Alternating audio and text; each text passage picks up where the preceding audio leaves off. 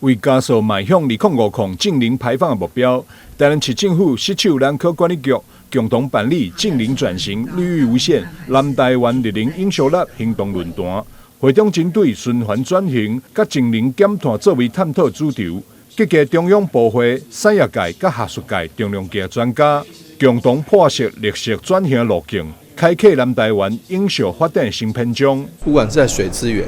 在能源，或在光源、光电，或是在风力，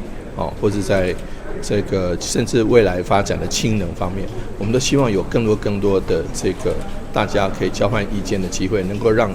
洁净能源的所占的比例能够越来越上升那将来能够我们从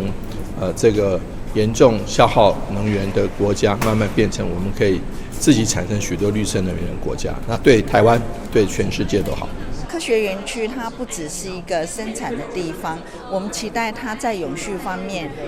公司协力，我们结合厂商，把我们的环境保护好。所以我们已经有很多的措施在进行当中，那也鼓励企业要加入 RE100